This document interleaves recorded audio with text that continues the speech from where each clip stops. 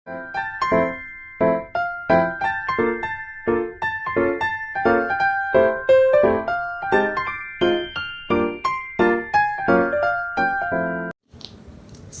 warahmatullahi wabarakatuh. Perkenalkan, nama saya Tridara Puspita. Saya dari Prodi Akuntansi Syariah kelas 2C.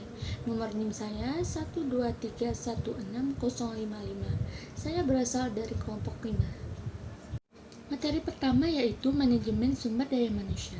Menurut Hasibun, manajemen sumber daya manusia adalah ilmu dan seni yang mengatur hubungan dan peranan tenaga kerja efektif dan efisien, membantu terwujudnya tujuan perusahaan, karyawan, dan masyarakat. Dari definisi di atas, bahwa penekanan dalam pemahaman manajemen sumber daya manusia yaitu sebagai sebuah ilmu dan seni yang mengatur hubungan dan peranan tenaga kerja dalam melakukan kegiatan manajemen sumber daya, tidak hanya sebagai seorang pemimpin mengetahui potensi pegawainya, namun lebih pada bagaimana seorang pemimpin mendesain sebuah formasi tertentu dalam mengaplikasikan para sumber daya pegawai yang ada sesuai dengan kemampuan yang mereka miliki. Ada juga pengertian manajemen sumber daya manusia menurut para ahli.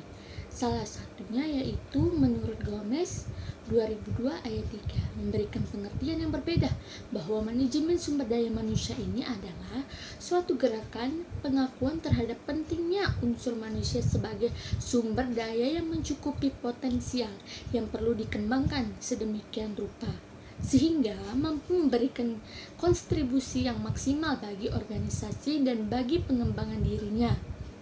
Selanjutnya, menurut Handoko 2001 ayat 4 adalah penarikan, seleksi, pengembangan, pemeliharaan, dan penggunaan sumber daya manusia untuk mencapai tujuan-tujuan individu maupun organisasi. Yang ketiga yaitu tujuan sumber daya manusia. Adapun tujuan manajemen sumber daya manusia menurut Revia 2004 ayat 13. Tujuan manajemen sumber daya manusia ini adalah meningkatkan kontribusi produktif orang-orang yang ada di dalam perusahaan melalui sejumlah cara yang bertanggung jawab secara strategis, etis, dan sosial. Salah satu contohnya yaitu tujuan akhir yang ingin dicapai suatu perusahaan, yaitu meningkatkan efisien, yang kedua meningkatkan efektivitas, yang ketiga meningkatkan produktivitas, yang keempat rendahnya tingkat absensi pegawai, yang kelima rendahnya tingkat perpindahan pegawai, yang keenam tingginya kualitas pelayanan, yang ketujuh rendahnya komplain dari pelanggan, yang kedelapan meningkatnya bisnis perusahaan. Selanjutnya nomor 4 yaitu fungsi sumber daya manusia. Fungsi sumber daya menurut Rifai 2004 ayat 3 ada dua macam, yaitu fungsi manajerial. Yang pertama perencanaan atau planning, yang kedua perorganisasian atau organizing, yang C pengarahan yaitu decreating, yang D pengendalian atau controlling. Yang selanjutnya yang keduanya adalah operasional. Yang pertama itu pengadaan tenaga kerja, yang kedua yaitu pengembangan, yang ketiga kompensasi, yang keempat pengintegrasian, yang kelima pemeliharaan, yang keenam pemberhentian. Materi kedua yaitu motivasi kerja. Yang pertama sejarah motivasi. Dalam sejarah teori motivasi, perkembangan di era tahun 1950-an dinamakan proses dan formasi telah terbentuk ketika saat itu. Kata motivasi yaitu motivation, kata dasar yaitu motif atau motive, yang berarti dorongan, sebab atau alasan seseorang yang melakukan sesuatu. Dengan demikian, motivasi berarti suatu kondisi yang mendorong atau menjadi sebab seorang melakukan sesuatu perbuatan atau keinginan yang berlangsung secara sadar.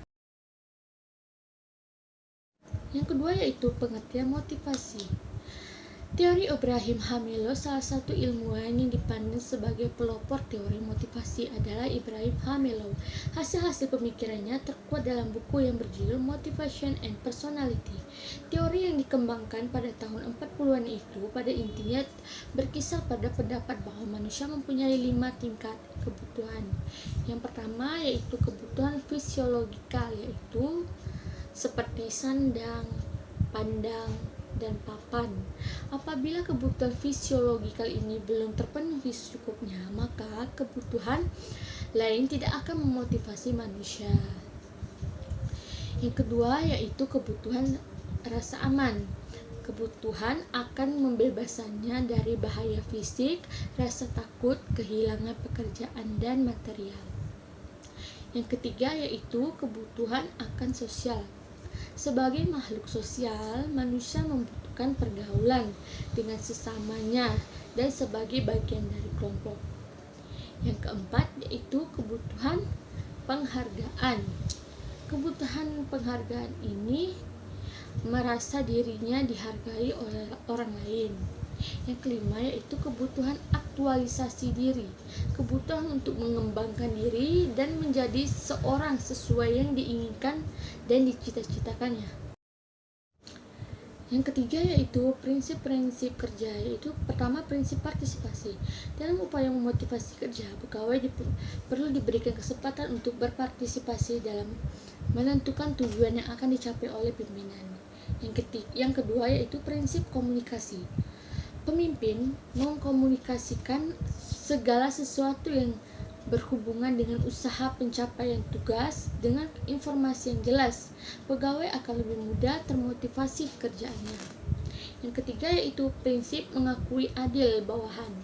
Pemimpin mengakui bahwa bawahan mempunyai adil di dalam usaha pencapaian tujuan.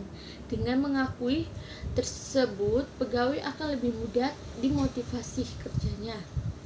Yang keempat yaitu prinsip pendelegasian kewenangan.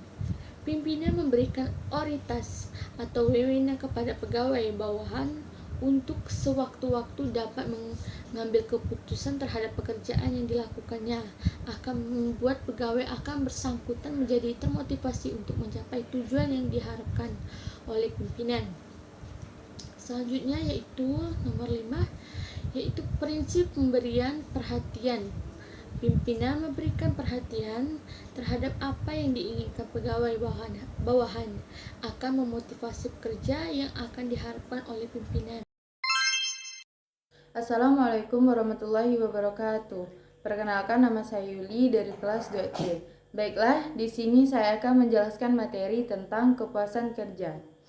Kepuasan kerja adalah tingkat kebahagiaan, kepuasan, atau kepuasan yang dirasakan oleh seorang individu terhadap pekerjaannya. Hal ini melibatkan persepsi positif terhadap berbagai aspek pekerjaan, termasuk lingkungan kerja, kompensasi, hubungan antar rekan kerja, kesempatan pengembangan karir, dan pengakuan atas kontribusi yang diberikan. Kepuasan kerja dapat memengaruhi motivasi, kinerja, dan kesejahteraan psikologi karyawan. Definisi kepuasan kerja. Jadi, definisi kepuasan kerja erat kaitannya dengan apa yang diharapkan karyawan dari pekerjaannya sesuai dengan kebutuhan yang dirasakan.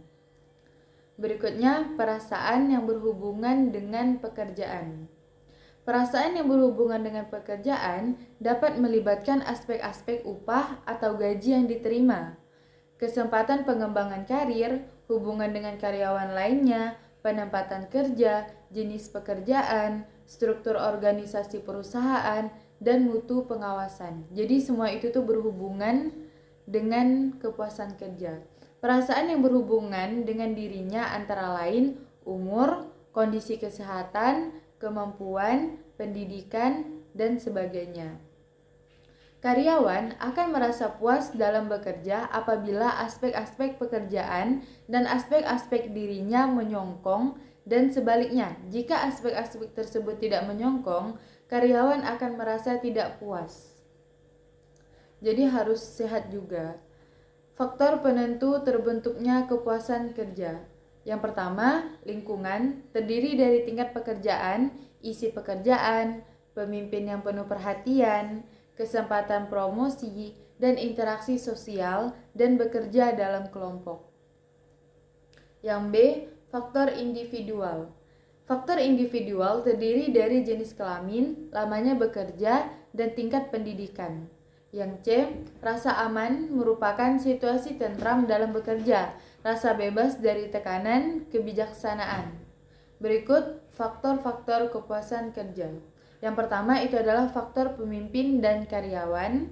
Yang kedua, faktor fisik dan kondisi kerja. Yang ketiga, hubungan sosial di antara karyawan. Sugesti dari teman sekerja.